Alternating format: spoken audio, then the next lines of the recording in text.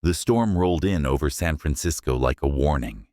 From the glass walls of the 71st floor of Wood Tower, lightning flashed against the skyline, painting the city in fractured gold. Henry Wood stood there, one hand in the pocket of his tailored charcoal suit, the other holding a half-empty glass of bourbon. It was past midnight, and the boardroom was empty except for him and the echo of his own success. On the screen behind him, numbers danced: profits, acquisitions, market shares, everything he'd ever wanted, everything except peace. The door opened. Jack Miller, his chief of staff, stepped in with that careful expression of someone who'd been through too many of Henry's nights like this. "It's late," Jack said. "Even billionaires need sleep." Henry didn't turn. "Sleep is for people who don't have everything," he muttered. "Or maybe for people who don't have to prove they still deserve it," Jack countered softly. Henry gave a faint laugh. It wasn't humor. It was exhaustion wrapped in arrogance. "You ever wonder what people see when they look at me?" he asked. Jack blinked. "You mean besides the guy who turned a college app into a multi-billion-dollar tech empire?" Henry's lips curved bitter. "They see a wallet, a contract, a brand. They don't see me." He swirled the bourbon eyes, reflecting the storm outside. "You know what really scares me, Jack? That I could walk into a room full of people I've known for 10 years, and not one of them would stay if I went bankrupt tomorrow." Jack sighed. He'd heard versions of this before, usually after Henry ended another hollow relationship. "You just broke up again, didn't you?" Henry turned, smirking. "Define broke up. That bad, huh?" "She ordered a $3,000 bottle of wine, posted a picture, tagged me, and then left with the sommelier. I paid the bill." Jack winced. "Classic LA. She said I was emotionally unavailable." Henry's voice was calm, but his jaw was tight. "I'd call that self-preservation." Jack leaned on the conference table. "You can't keep picking women who only see you as a prize." Henry looked up. "Then maybe I should test that theory." Jack frowned. "Test?" Henry set the glass down, his eyes sharpening. "Let's run an experiment. I'll choose 4 women, different backgrounds, different worlds, and give each of them something impossible to resist." Jack's brows knitted. "What kind of something?" Henry smiled, the kind of smile that looked dangerous even in silence. He pulled open the drawer and took out a black velvet box. Inside were 4 matte black credit cards gleaming faintly under the boardroom lights. "American Express Centurion," Henry said. "Unlimited credit. My name. My signature. Their choices." Jack's eyes widened. "You're kidding." "I never kid about human nature." "This is insane." "It's data," Henry replied simply. "Chloe Benson, the influencer. Melissa Crane, the shark in heels from my office. Vanessa Hale, the socialite designer who thinks charity starts at Chanel.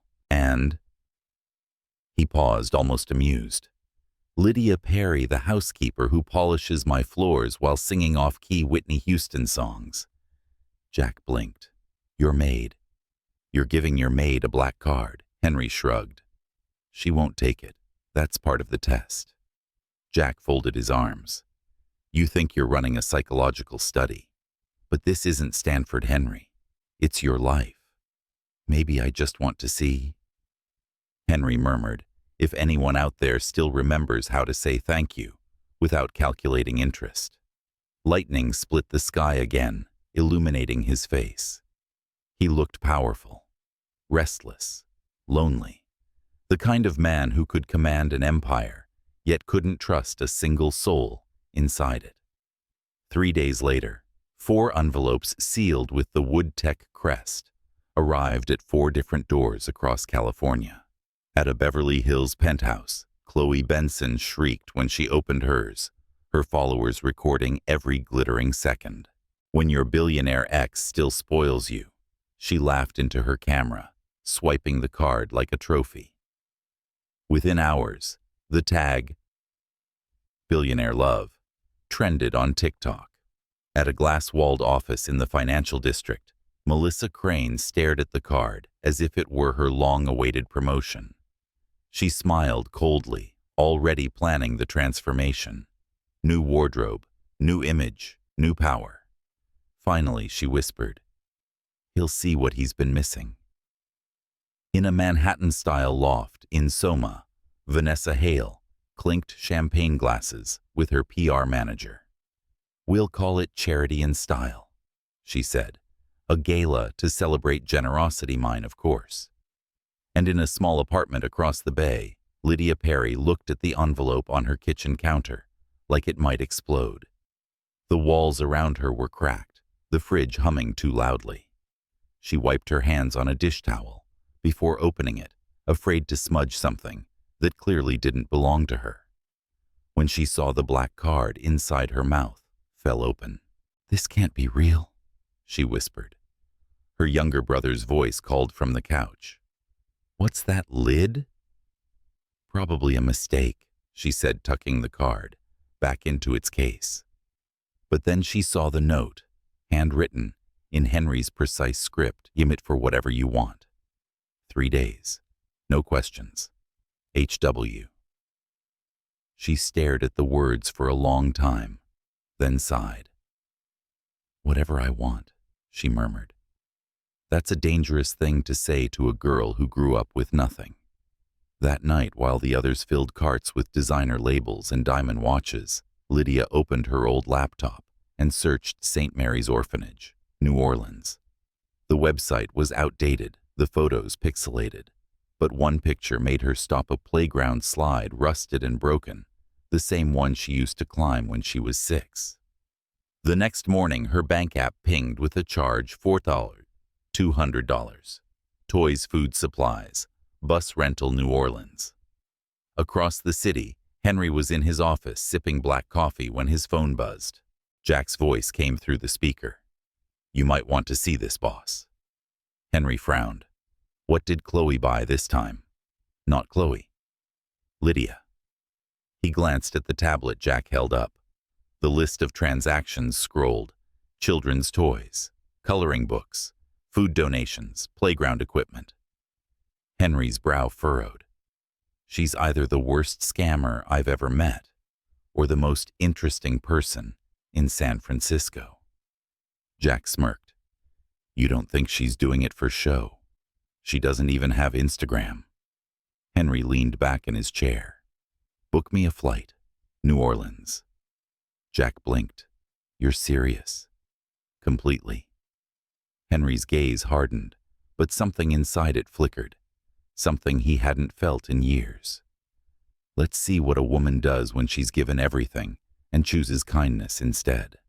Hours later, as the jet roared above the Pacific, Henry stared out the window, the city lights shrinking behind him. For the first time in a long while, he wasn't thinking about profits or losses or mergers. He was thinking about a woman who dusted his shelves and sang out of tune, and how somehow she'd just rewritten the rules of his game. And in that quiet hum of altitude and regret, a single thought crossed his mind, like a confession. Maybe I've been testing the wrong people all along. If this story moved something inside you, stay with it. The next chapter will show what Henry finds in New Orleans, and how one woman's honesty can shake the world of a billionaire to its knees. The air in New Orleans carried a kind of music even silence couldn't kill. Brass notes bled from the corners of Bourbon Street, and the scent of fried beignets and rain mixed like memory and hunger.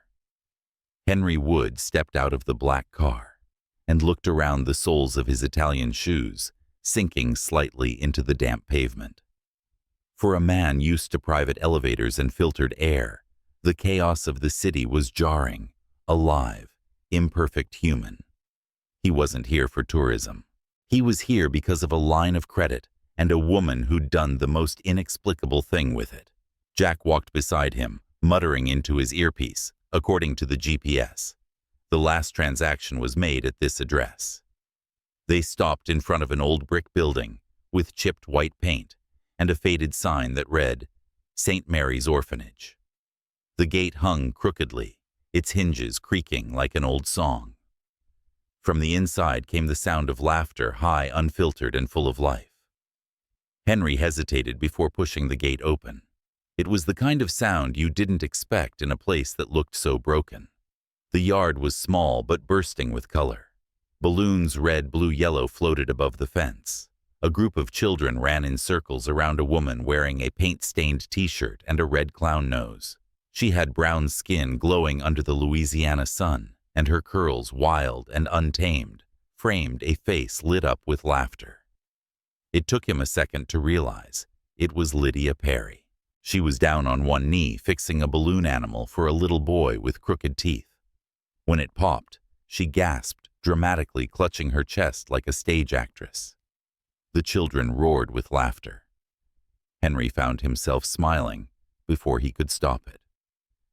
Jack cleared his throat softly beside him. I guess that answers what she spent the money on. Henry said nothing. He watched as Lydia got up, wiped her hands on her jeans, and helped a child hang paper stars on a string. There was no audience, no camera, no one to impress, just joy, honest and uncalculated. He had spent years surrounded by people performing sincerity. This was the first time he'd seen someone live it.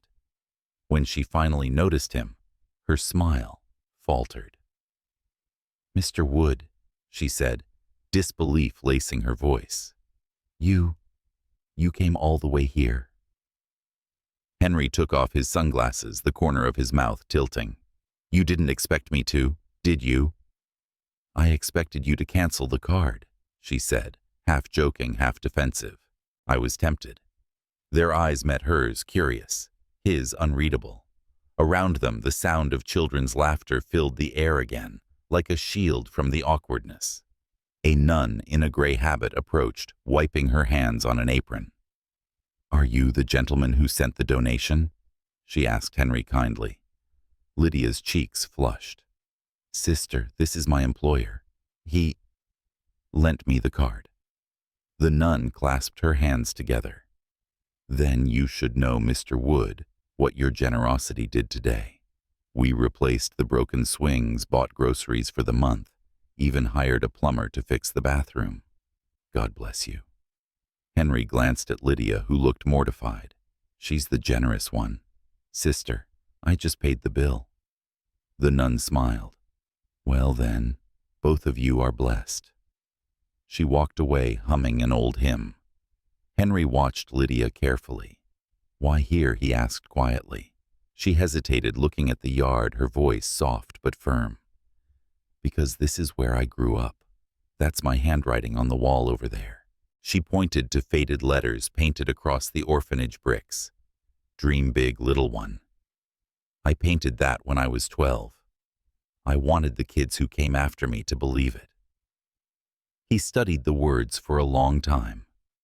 And did you? Sometimes, she said with a small laugh. Then life happened. He didn't press.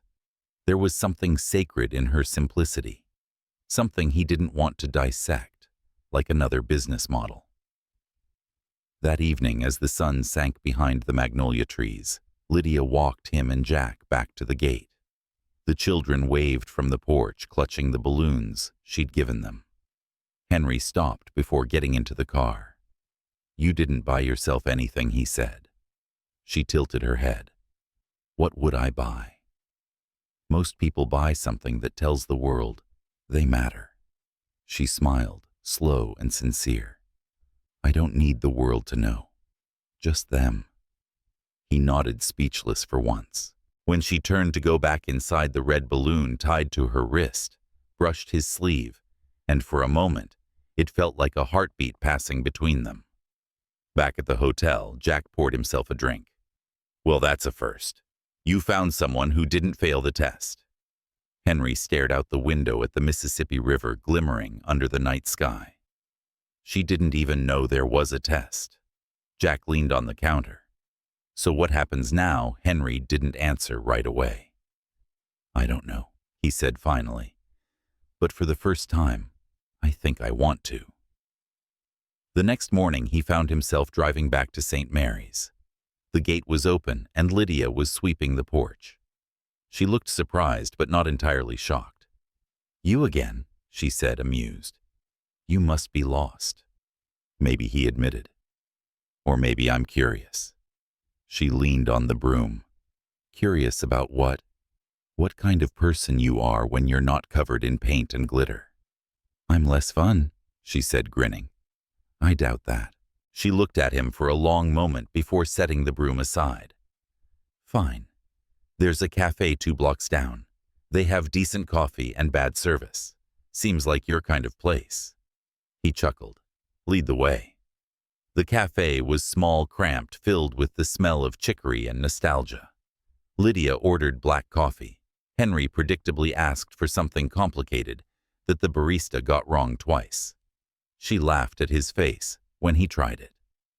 Welcome to the real world, Mr. Wood, she teased. Henry, he corrected.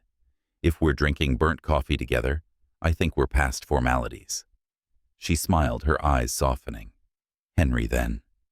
They talked for hours. Not about money, not about work, but about everything else. She told him about the first time she saw the ocean, how she used to steal library books and hide them under her bed, how she still dreamed of starting a literacy program for kids who grew up like she did. He told her about his mother who'd built computers in their garage, and how he missed her every time he walked into an empty room. Somewhere in the middle of that conversation, the noise of the city faded, and it was just them 2 people who'd come from different worlds, but somehow met on the same page. When they left the cafe, a light rain had started to fall. Lydia opened her umbrella, then handed it to him instead. I'm used to the rain, she said. You're not.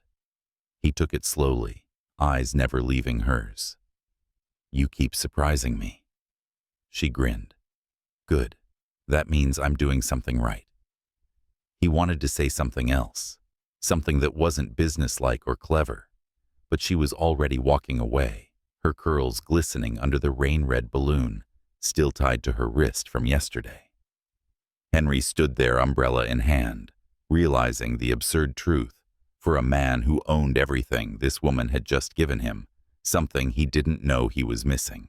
And as the rain fell harder, blurring the neon lights of the city, Henry Wood understood that the experiment he'd started was no longer under his control.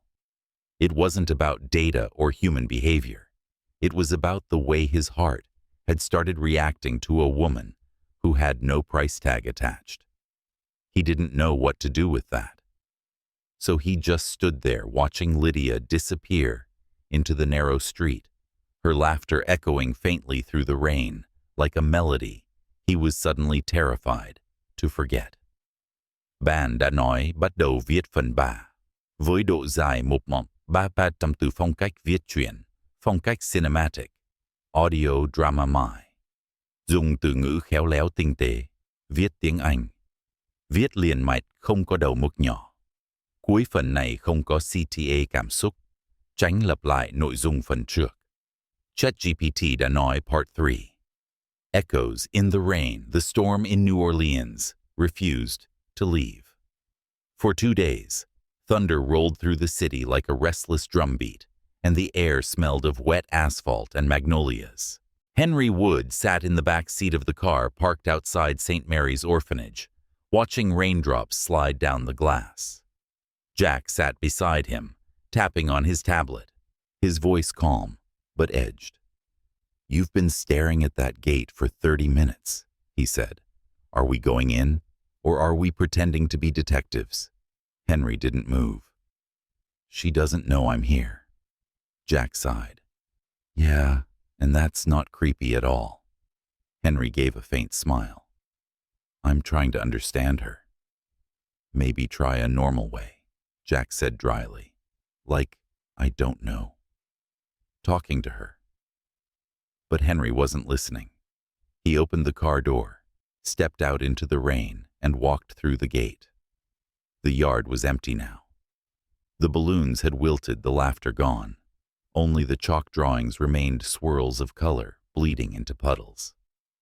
He found Lydia in the small kitchen, sleeves rolled up, stirring a pot of soup while humming softly to herself. Her hair was tied back in a loose bun, a pencil tucked behind her ear. She looked up when she heard him, surprise flashing across her face. "Henry," she said, wiping her hands on a towel. "You're supposed to be on a flight back to San Francisco. I canceled it." Her eyebrows rose. "You canceled a private jet?" He shrugged, half smiling. "Turns out I had better company here." She laughed, but her tone held a trace of disbelief. "You really don't fit in this place, you know. Fancy suit, that watch. It's like you walked out of a magazine into the wrong story." "Maybe that's exactly what I did."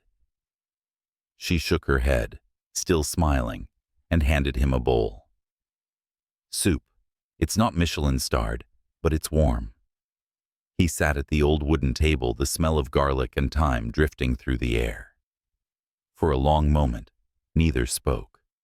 Then Lydia said quietly, "When I first got that card, I thought it was a joke. People like me don't get gifts without strings attached." "There were no strings," he said softly. "Maybe not," she said, meeting his eyes. "But I still kept waiting for the catch." He hesitated, his gaze steady. "What if the catch is that someone just wanted to see who you are when no one's watching?" She looked at him, something unspoken passing between them. Then suddenly the lights flickered and went out. The storm outside had cut the power. The only light came from the flickering candles on the counter. Lydia sighed, grabbing a flashlight. "That happens every time it rains," she said. "Come on, I'll show you where the backup generator is. You might as well earn your soup." He followed her down a narrow hallway that smelled of dust and old memories. The rain hammered the tin roof like applause. In the basement, she pointed to a bulky metal box. "That's the generator. I've been meaning to fix it," but Henry rolled up his sleeves. "Let me." She blinked. Do you even know how to use a wrench?" He smirked. "I built my first computer when I was 12. I think I can handle this." He crouched beside the generator, examining the wires.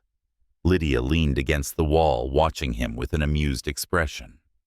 "Never thought I'd see a billionaire crawling on the floor of an orphanage."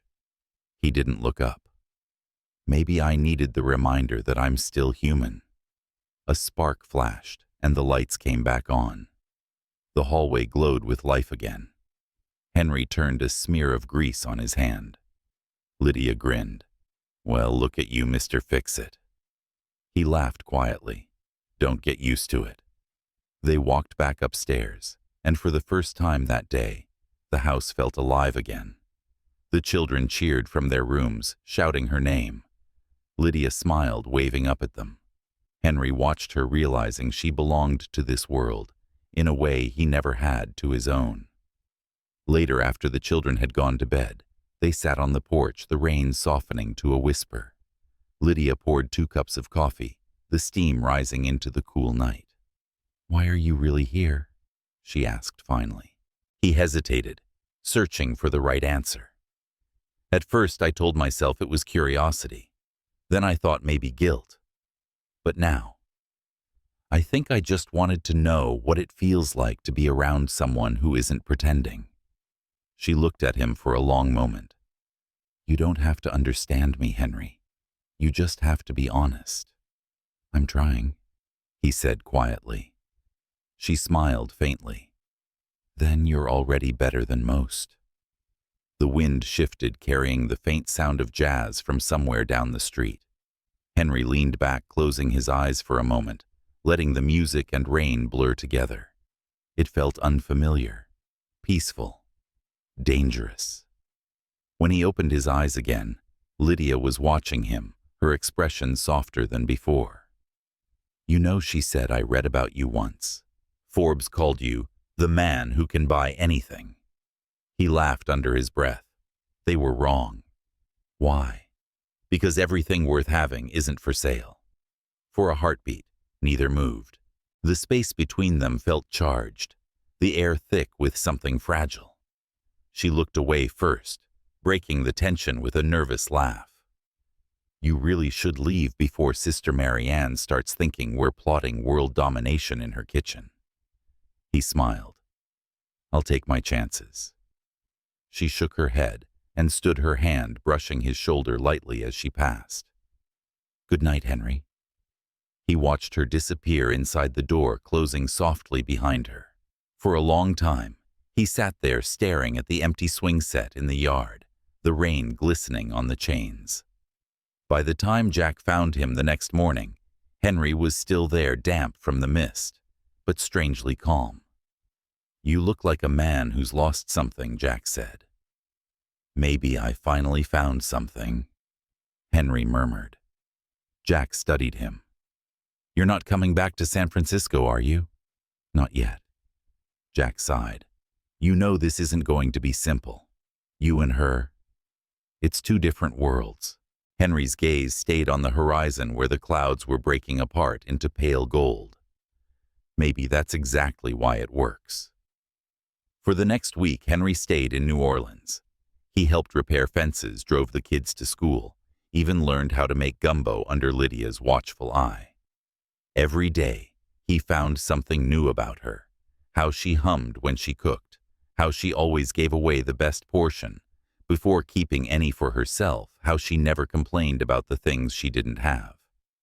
And every night, he caught himself thinking about her longer than he should. One evening after putting the kids to bed, Lydia stepped out to find him sitting by the porch steps, sleeves rolled up, tie undone. He looked different, softer, more human. She sat beside him, hugging her knees. You're going to have to go back soon, aren't you? Eventually. And when you do, you'll forget this place. He turned to her, voice low. Do I look like I could? She smiled sadly. People forget good things faster than bad ones. Then maybe I'll just have to prove you wrong. He reached for her hand, but she pulled away gently, not out of rejection, out of fear. Henry, she whispered, don't start something you can't finish. His eyes searched hers. And if I already have? She didn't answer.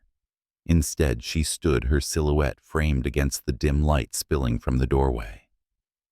Good night, she said softly, disappearing inside. Henry stayed there long after the door closed, the night wrapping around him. The rain had stopped, but its echo lingered steady, rhythmic, like a heartbeat he couldn't unhear. He knew then, with unsettling clarity, that this was no longer a social experiment or an act of curiosity. Somewhere between the laughter of children and the smell of rain, something had shifted inside him. Henry Wood, the man who owned skyscrapers and stock markets, was falling for a woman who measured wealth in smiles and soup bowls. And for the first time in his life, he didn't want to be saved from it.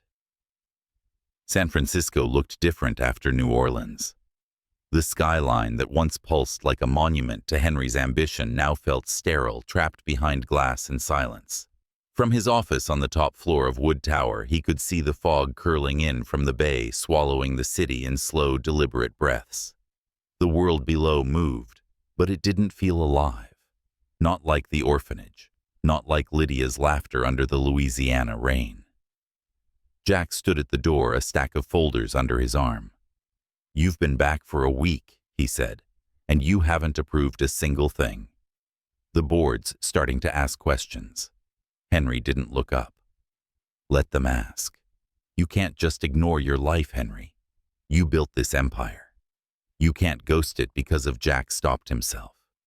Henry's tone was quiet, but sharp. Because of what Jack exhaled. Because of someone who doesn't belong to this world. Henry finally looked up, his gaze steady. Maybe this world doesn't deserve her. Jack shook his head. That's not how reality works. You can't rewrite class, color, or history just because you're lonely. Henry leaned back, his expression unreadable. Watch me. That evening, when the city lights began to bleed into the fog, Henry sat alone at his desk, scrolling through photos from the orphanage. Children grinning with missing teeth, Lydia holding a paintbrush, her curls catching the light. Every picture made something inside him ache. He'd left New Orleans physically, but some part of him hadn't followed. On impulse, he opened his phone and dialed her number. It rang twice before her voice came through, soft and warm. "Mr. Wood, you can call me Henry," he said, smiling despite himself. "Then you can stop calling me Ms. Perry. Fair trade. Deal." There was a pause filled with the hum of distant jazz and the sound of her breathing. "You sound tired," she said. "I am. I think I'm allergic to the Bay Area now." She laughed lightly. "That's what happens when you get used to real air." He hesitated, choosing his words carefully. "What if I told you I wanted to see you again? Then I'd tell you you're welcome to come down, but the kids might put you to work. I can live with that." "Can you?" she teased. "Last time you tried to fix the generator, you nearly electrocuted yourself." "That was part of the charm," he said. "Tragic hero dies doing charity work." She laughed again, the sound threading warmth through his chest. "I'll think about it," she said. "Promise, I promise." When the call ended, Henry sat for a long time in the dark, staring at the reflection of his city in the glass. For years, every choice he made had been calculated, strategic, profitable, precise. But nothing about Lydia Perry fit into any formula he'd ever known. 3 weeks later, an invitation arrived in her mailbox in New Orleans. It was printed on ivory cardstock, embossed with silver letters. Wood Foundation, Annual Charity Gala, Ritz-Carlton, San Francisco. Formal attire. Required. There was no message, no signature, just a handwritten note at the bottom. "Say yes. H.W." Lydia stared at it for a full minute before whispering to herself. "He's out of his mind." Sister Marianne found her still holding it at the kitchen table. "Who's out of his mind, dear?" "No one," Lydia said quickly, but the blush gave her away. The nun smiled knowingly. "Ah, that kind of madness." The night of the gala, Henry stood near the entrance greeting guests with the polished ease of a man born to the upper echelon. But his eyes kept darting to the doorway. The ballroom glowed with chandeliers and champagne, all marble and mirrors, too bright, too perfect. And then, through the crowd of glittering gowns and tuxedos, she walked in. Lydia Perry. Her dress was simple, a deep navy that caught the light when she moved. Her curls were pinned back loosely, a few strands falling against her shoulders. There was no diamond, no designer clutch, just the quiet confidence of someone who didn't need decoration. The room seemed to still as she entered, and for the first time in his life, Henry forgot how to breathe. She saw him and smiled, nervous, but genuine. He crossed the room to meet her halfway. "You came. I figured someone has to make sure you don't get too comfortable," she said softly. "I was starting to think you'd changed your mind." "I almost did," she admitted. "Then I thought, if you can survive New Orleans heat, I can survive your world for one night." He laughed, offering his arm. "Welcome to chaos." Throughout the night, she was both a marvel and an anomaly. People whispered, some curious, others cruel. Chloe Benson, draped in sequins, leaned toward Melissa Crane and smirked. "Looks like our dear Henry's discovered charity in a new form." Melissa's smile was sharper. "Let's see how long it lasts." Lydia pretended not to notice. Henry did notice, and his jaw tightened every time. But Lydia's composure never faltered. She spoke with board members, laughed with servers, and when the string quartet paused between songs, she thanked the musicians, as if she belonged there. During dinner, Henry leaned close and murmured, "You're doing better than most of the people who were born into this room." She smiled faintly. "That's because I don't care about the room. The MC took the stage, announcing the final segment, a speech from the Wood Foundation's honorary guest. Henry blinked in surprise as Lydia's name appeared on the screen. He turned to her, stunned. "You knew about this?" She grinned, maybe a little. When she walked up to the microphone, the murmurs rippled again. The housekeeper speaking at a billionaire's gala, it was unheard of. But then she began. "I was asked to say a few words about generosity," she said, her voice steady but unpolished. "But I don't have fancy degrees or big words. I just know that generosity isn't about how much you give. It's about what it costs you to care." The crowd grew still. She continued. "When I was a child here in New Orleans, we didn't have much. But we had people who gave us their time, their kindness, their laughter. That's what saved me. So tonight, if you give something that matters."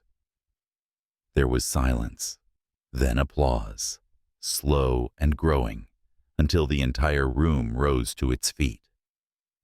Henry's eyes shone with something close to pride. After the speech, he found her backstage, still shaking slightly from the adrenaline. "You were incredible," he said. "I thought I was going to faint," she whispered, laughing nervously. He reached for her hand, his thumb brushing the back of her fingers. "You made them listen." Her eyes softened. "I wasn't trying to impress them." "I know." His voice dropped, intimate and sure. "That's why you did." They stood close enough to feel each other's breath, the noise of the gala fading into nothing. Then, from somewhere behind them, a camera flash cut through the air. Lydia flinched, stepping back. Reporters had slipped backstage. Chloe Benson stood in the doorway, her smile sugary and venomous. "Well," Chloe said, feigning surprise, "this is adorable." Melissa appeared beside her, whispering something to the press. Henry stepped forward, shielding Lydia slightly. "That's enough," he said coldly. But it was too late. The questions were already flying. "Mr. Wood, is this your new girlfriend? How long has this been going on? Is this your charity project?" Lydia's face drained of color. Henry grabbed her hand. "Ignore them. Come with me." They pushed through the back exit into the quiet night air. The sounds of the city replaced the chaos behind them. Lydia pulled her hand away, her voice trembling. "They were taking pictures, Henry. What will they say about you?" He looked at her, the city lights reflecting in his eyes. "I don't care what they say about me." "What about me?" she whispered. "You can survive a scandal. I can't." He froze. For the first time, he realized the truth of what she was saying. She didn't live in his world. She lived in the spaces between its cracks, the ones his wealth had never made him see. "Lydia," he started, but she shook her head. "You can't protect me from this. You don't even know what it costs." And then she walked away, the hem of her dress brushing the wet pavement, her shadow swallowed by the glow of the Golden Gate Bridge in the distance. Henry stood there alone, the applause from inside the ballroom fading into something hollow. He had built empires, conquered markets, rewritten the rules of power. But for the first time, he couldn't control the one thing that mattered most. Love had entered the equation, and nothing about it obeyed his logic anymore. The headlines hit by morning. Billionaire CEO and his housekeeper splashed across every news site, every gossip feed. The photos were everywhere. Henry Wood and Lydia Perry, hands clasped backstage, the look in their eyes, too intimate to deny. The press tore through it like wolves. Some called it scandal. Others called it charity gone wrong. By noon, Woodtech stock had dipped 3%. By evening, Lydia's name was trending for all the wrong reasons. Inside the penthouse, the air was heavy with silence. Henry stood by the window watching San Francisco blur into 1,000 shards of glass and rain. Jack was pacing behind him, phone in hand, voice tight. "I've had PR on this all day. We can spin it, but we need to make a statement." "No statement," Henry said flatly. Jack stopped. "If you say nothing, they'll write their own story. They already have." Henry's reflection stared back from the window, hollow and cold. "Nothing I say will make them stop. They'll move on when they find someone else to devour." Jack's voice softened. "And what about her?" Henry turned eyes dark. "Where is she gone?" Jack said quietly. "She left her job this morning. I tried to reach her, but the numbers disconnected." Henry's breath caught for a moment. "Find her. Henry. Find her." Jack didn't argue. He left the room, leaving Henry alone with the weight of his own silence. Outside the city was a storm of noise, camera shutters, headlines, whispers. But inside, it was just him and the echo of her voice. "You can't protect me from this." Hours later, he drove through the rain, past the ferry building, over the Bay Bridge, chasing nothing but regret.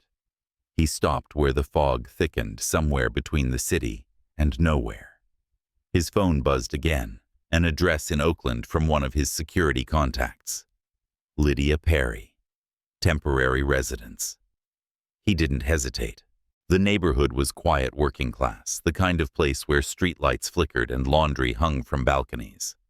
He spotted her from across the street, standing under a small awning outside a diner.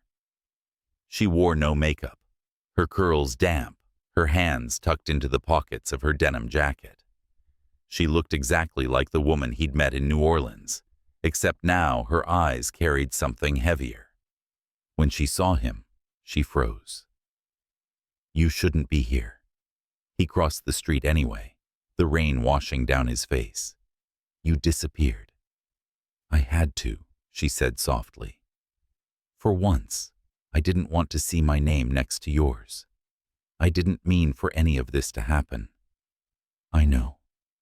Her voice trembled, not with anger, but exhaustion. But it did. He took a step closer. "Lydia, please, let me fix this." "You can't fix it with money," she said. "You can't fix it with press statements or lawyers. This isn't one of your mergers, Henry." He stopped, his hands curling slightly. "I know that. He exhaled the words, catching somewhere between pride and pain. "I just don't want to lose you." She looked at him for a long moment, then shook her head. "You were never mine to lose." He swallowed, but she wasn't done. "Do you know what it feels like to wake up and see your name in headlines, written by people who don't even know you? To have your face plastered next to words like charity project and maid affair?" He flinched. "I worked my whole life to have a name that stood for something. Now it's a punchline." He tried to reach for her, but she stepped back. "You once told me generosity isn't about what you give. It's about what it costs you to care. Well, this is the cost." He wanted to tell her he'd take it all if he could. But before he could speak, the diner door opened and a small voice called out, "Miss Lydia, we got your pie ready." A little girl, maybe 7, stood there holding a paper box with both hands. She smiled up at Henry, unafraid, innocent. Lydia managed a small smile in return. "Thanks, sweetheart." She took the box and handed the girl a few crumpled bills. When the child went back inside, Lydia turned again to him. "These people don't care who you are," she said quietly. "They care who I am. They've seen my face now. I can't go back to the orphanage, not like this. The parents there don't want cameras around their kids." Henry's voice dropped. "Then come with me. I'll make sure you're safe. We'll disappear if we have to." Lydia laughed softly, but there was no joy in it. "You really don't understand, do you? You can disappear because the world bends for you. I can't. I live in it." The rain grew heavier. She opened her umbrella, its red fabric glowing faintly under the streetlight, the same color as the balloon she'd carried that day at St. Mary's. "I'm not angry," she said finally. "I'm just tired. I thought I could cross into your world for a while. Turns out I was just a tourist." He shook his head, his voice breaking. "You're not a tourist, Lydia. You're the only thing in it that ever felt real." For a moment, neither moved. The air between them was charged fragile. Then she whispered, "Goodbye, Henry." And she walked away, her umbrella, a moving splash of red against the gray. Henry stood there long after she was gone, the rain soaking through his clothes. When he finally returned to his car, his reflection in the window looked older, harder. The man who could buy anything suddenly owned nothing that mattered. The following days blurred into one another. His company ran on autopilot. His staff avoided eye contact. Jack filled his office with reports and schedules, but Henry barely saw them. He'd read every article, every cruel headline, until they all sounded the same noise, without meaning. Then, one afternoon, his assistant buzzed him. "Mr. Wood, there's a call for you. It's Sister Mary Ann from St. Mary's Orphanage." He froze. "Put her through." Her voice was calm, warm. "Mr. Minter. Wood, I'm calling because Lydia's been in touch. She's helping rebuild a shelter down here. Said she doesn't have your number anymore, but she wanted me to tell you. Thank you for everything." Henry's throat tightened. "Did she say where she was staying?" "I'm afraid not. But she's doing well. She's stronger than you think." After the call ended, he sat in silence. Outside his window, the fog rolled in again, blanketing the city like memory. That night, he drove to the Golden Gate Bridge. The wind howled, whipping through his coat. He leaned against the rail, staring at the black water below. Somewhere in the distance, a ferry horn echoed through the bay. He thought of Lydia's words. "The world bends for you," and for the first time, he wished it didn't. He reached into his pocket and pulled out the old black credit card, the same one he'd given her. He'd canceled the account weeks ago, but he'd kept the card itself. Its surface still gleamed under the bridge lights. He turned it in his hand, then threw it into the water. It fell soundlessly, swallowed by the dark. Behind him, footsteps approached. Jack's voice broke the wind. "You okay?" Henry didn't look back. "Define okay." Jack stopped beside him, both of them looking out at the fog. "You could still go after her," he said quietly. "There's always a way." Henry shook his head. "Not this time. Some things don't belong to me." The wind carried their silence for a while. Then Jack said, "You know I've seen you build 1,000 things, Henry. Maybe it's time you build something that doesn't make you richer." Henry gave a faint smile. "Maybe it's time I rebuild myself." Jack nodded once and walked back toward the car, leaving him alone on the bridge. Henry stayed until the fog swallowed the horizon. Somewhere below, the card sank into the bay, vanishing like a confession. He closed his eyes and let the wind wash over him cold and clean. The city behind him glowed faintly through the mist, a world he no longer recognized. And though he didn't know where Lydia Perry was, he could feel her presence like a melody, drifting through the distance, a reminder that somewhere out there, kindness still existed, waiting to be found again.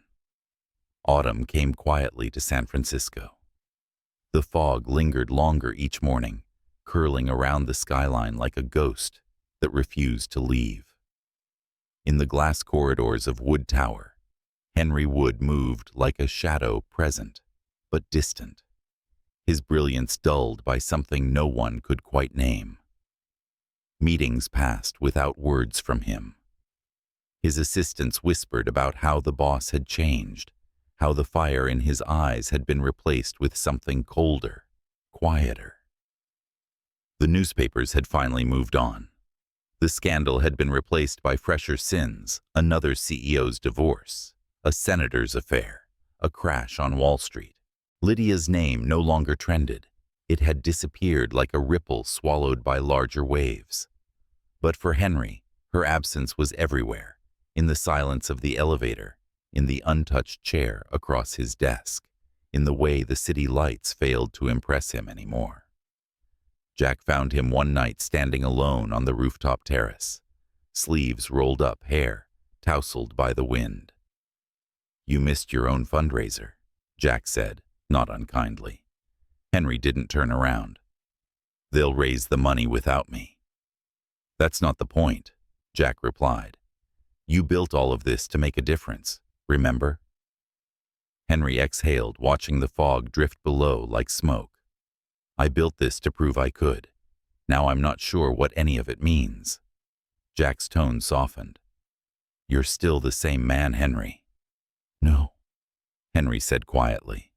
That man thought control was power, but real power. He trailed off, then shook his head. "Forget it." Jack hesitated. "You've been asking me to find her again. You sure you want to?" Henry looked at him sharply. "You found her." Jack handed him a folded paper. "An address, New Orleans. She's been volunteering at a community center. You'll want to see for yourself." Henry took it wordlessly. For a long time, he just stared at the name written in neat handwriting, the Marigny Center for Youth. The next morning, before dawn had broken over the bay, Henry was on a flight. The plane cut through a bruised sky clouds, streaking past like ghosts of decisions he couldn't undo. He didn't bring security or assistance this time. Just himself, a duffel bag, and the letter from Sister Marianne he'd never answered. When he arrived in New Orleans, the air felt the same thick with humidity music in the distance, the scent of rain-soaked jasmine. He drove himself to the address Jack had given. The building was small but alive. Children's laughter spilled from the open windows, and the faint sound of a piano came from somewhere inside. He stepped through the doorway, his shoes squeaking against the polished wooden floor. A mural stretched across the wall, bright colors, swirling lines, a tree, whose roots turned into hands, lifting stars. At the bottom corner, signed in careful script, were 2 words. L. "Perry, can I help you?" a voice asked. He turned. Lydia stood there, clipboard in hand, her curls tied back, a streak of blue paint on her wrist. For a moment she froze, disbelief flickering in her eyes. "Henry." He wanted to speak, but the words tangled in his throat. "You're hard to find." She crossed her arms, guarded. "That was the idea. I just wanted to see you." "You've seen me," she said, her tone calm but distant. "Now you can go. Lydia, please." Something in his voice made her pause. The room behind them buzzed with life, kids running, laughter echoing, but the air between them was thick still. He stepped closer. "I threw away the card," he said softly. Her brows furrowed. "What?" "The Centurion card. The one that started all of this. I threw it off the Golden Gate Bridge." A flicker of surprise crossed her face, then something like sadness. "Why would you do that?" "Because I finally understood what it was worth." She studied him for a long moment, searching for the man she remembered, the arrogant CEO who'd once thought kindness could be tested like data. And what was it worth? He met her eyes. "Nothing. Without you, nothing meant anything." The air trembled with silence. Then Lydia looked away, her voice barely above a whisper.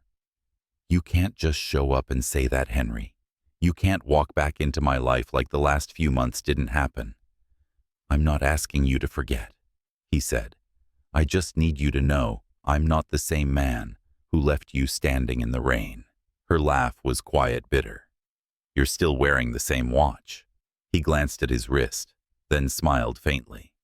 Habit, not ego. A small boy ran up, then clutching a broken model airplane.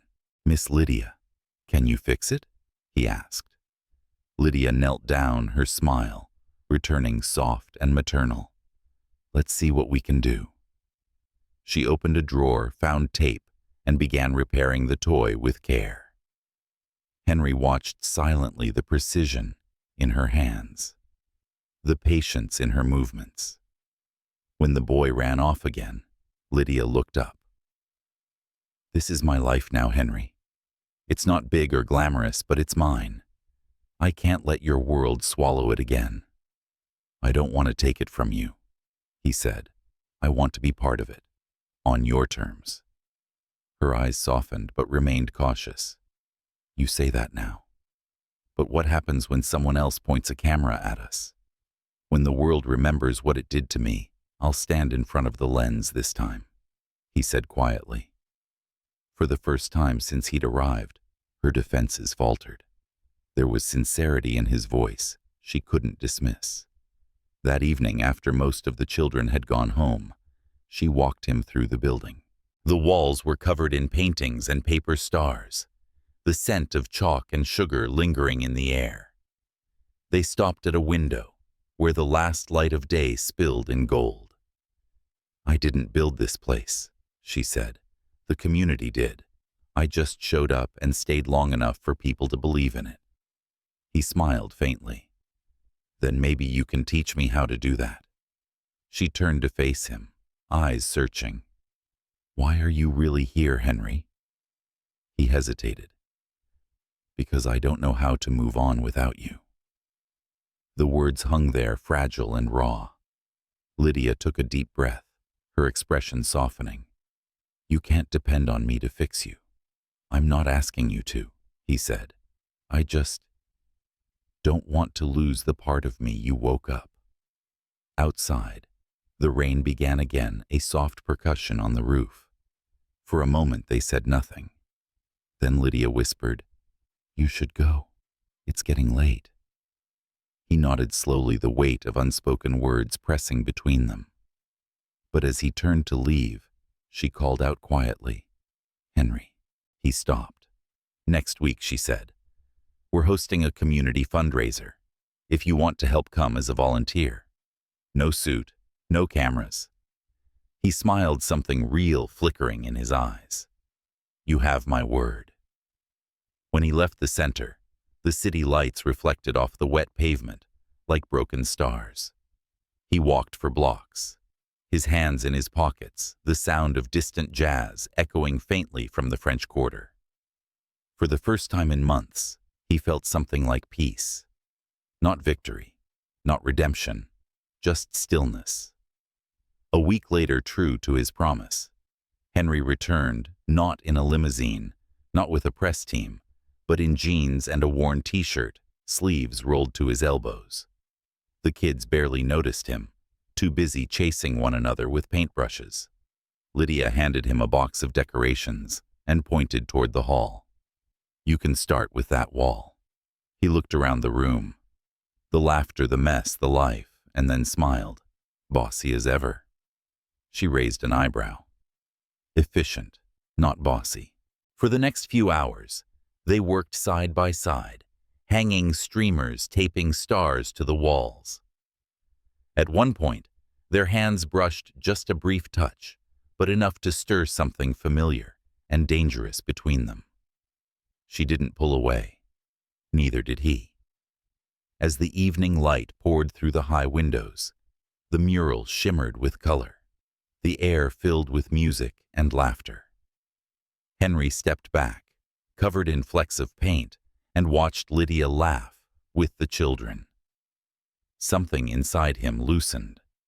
He realized then that redemption didn't come from speeches or donations. It came from moments like this, from showing up, from listening, from staying even when it hurt. When the last child left and the hall grew quiet, Lydia walked over a smudge of gold paint on her cheek. "You're terrible with tape," she teased. He smiled. "I'm better with second chances." She looked at him for a long moment, then shook her head, though a faint smile tugged at her lips. "We'll see about that, Mr. Wood." Outside, the rain had stopped, leaving the streets glistening under the moonlight. Through the window, Henry watched his reflection fade into hers, both blurred by the glass between them. Two worlds. Two hearts beginning again in the quiet aftermath of everything they had lost. The morning of the fundraiser arrived with sunlight so soft, it felt almost unreal. The city was still damp from a night of rain, the streets shining like polished glass. Inside the Marini Center, the air buzzed with quiet excitement. Balloons in mismatched colors lined the walls, the smell of cinnamon bread and coffee drifted through the hall, and a hand-painted banner hung over the door. "Together we rise." Henry Wood stood by the entrance, rolling up his sleeves. He looked almost unrecognizable. No tailored suit, no polished shoes, no entourage. Just jeans, a plain gray shirt, and a half-smile that didn't quite hide his nerves. Lydia had given him a list of tasks that morning. Set up tables, check the speakers, move boxes of supplies, and he'd thrown himself into it, as if the future depended on it. When she finally appeared carrying a tray of food and wearing a simple white dress dotted with paint stains, the air seemed to still for a moment. Her curls were tied loosely, sunlight catching on her skin, and Henry felt that same ache he'd been carrying since the night she walked away from him. "Everything's ready," she said, scanning the room. "You forgot one thing," he replied.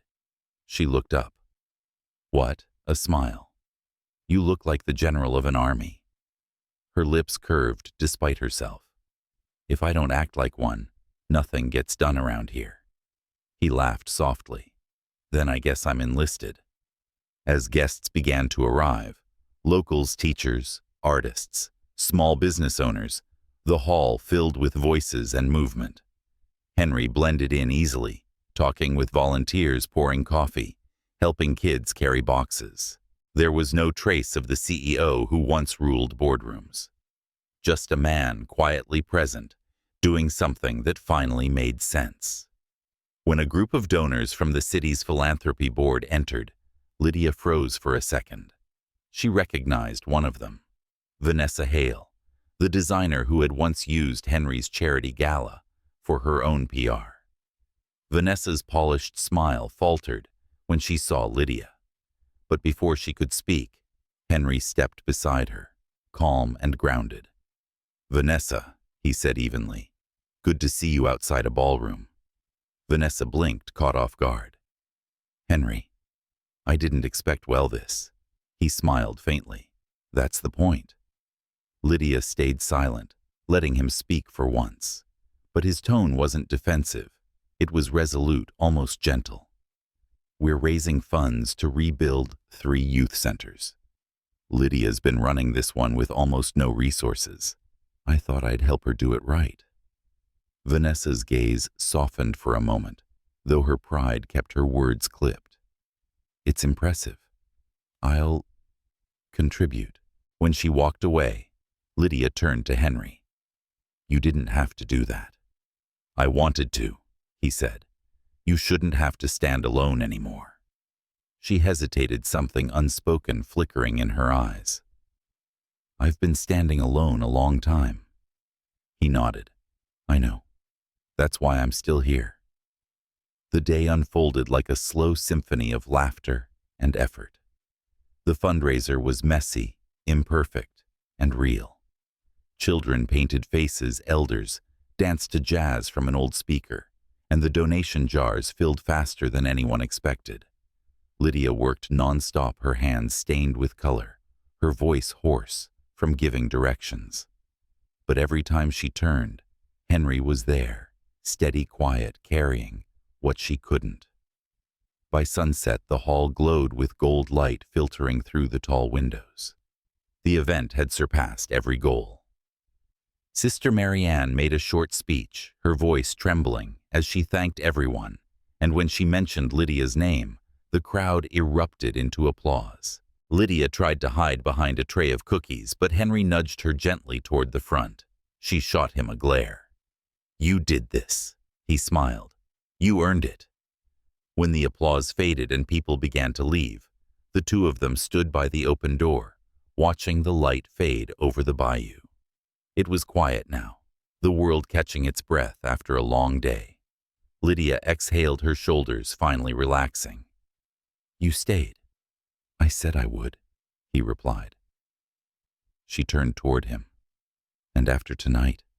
He hesitated. "That depends on you." Her eyes searched his. "You don't belong here, Henry. This small place, these cracked walls, it's not your world." He shook his head. "It wasn't, but it's the only place that's ever felt like home." She looked away, her voice low. "I'm not a fairy tale, Henry. I can't be the person you used to rewrite your past." He stepped closer, his voice steady but soft. "You're not my redemption, Lydia. You're my reminder that I can still choose who I want to be." She didn't answer. For a long moment, there was only the sound of cicadas outside, the gentle hum of the lights overhead. Then he said quietly, "Come with me." She blinked.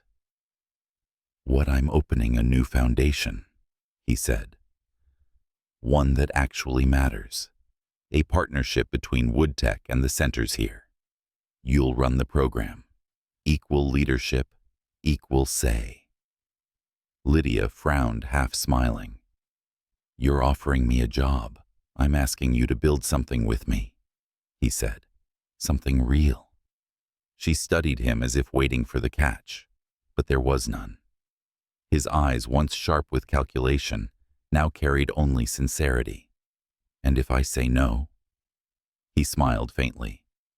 "Then I'll still be here next week, fixing the generator again." That made her laugh. Really laugh, the kind that broke through the last wall between them. "You're terrible at letting go." "I know," he said quietly, "especially when something's worth holding on to." The evening light dimmed into dusk. The last of the guests drifted away, leaving behind paper lanterns swaying gently in the warm breeze. Lydia leaned against the door frame, tired but glowing. "You know," she said softly, "when I first met you, I thought you were the loneliest person I'd ever seen." He looked at her. "I was. And now?" He took a step closer. "Now I'm not." For a moment, neither spoke. The space between them hummed with everything they hadn't said, everything they'd learned to trust again. Then slowly, Lydia reached for his hand. His fingers closed around hers, tentative at first, then certain. "You really did change," she said, almost to herself. He smiled. "You make it sound like I was worth saving." "You weren't," she teased. "You just learned to save yourself." Outside, the street lamps flickered to life, their light spilling across the wet pavement. Somewhere down the block, a jazz trumpet began to play a slow, aching melody that felt like the city itself breathing. Henry turned to her, voice low. "You once told me you painted those words on the orphanage wall when you were 12. Dream big, little one. Do you still believe that?" She smiled, her eyes glistening in the dim light. "I do now." He squeezed her hand gently. "Then maybe it's time we start dreaming together." They stood like that for a long time, watching the last rays of sun fade into the horizon, the world around them settling into quiet peace. For once, Henry didn't think about tomorrow, or the company, or the noise of the world waiting outside. He just thought about her, the woman who had walked barefoot through the chaos of his life, and somehow left light where there used to be only glass. Later that night, when the hall was empty and the stars had scattered across the Louisiana sky, Henry walked her home. The streets were slick with silver reflections, the air thick with the scent of jasmine and rain. At her doorstep, she turned to him, hesitant.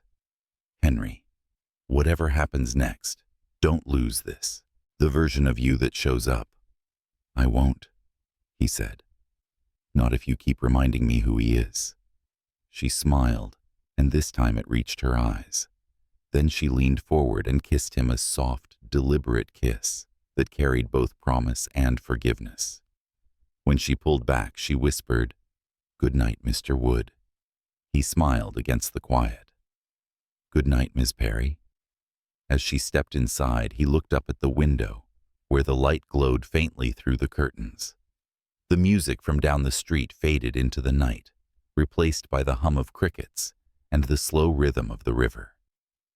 Henry Wood stood there for a while, his hands in his pockets, his heart finally at rest. Somewhere deep in the city, the future waited, uncertain, fragile, but full of color. And for the first time in a long time, he didn't want to control it. He just wanted to live it with her.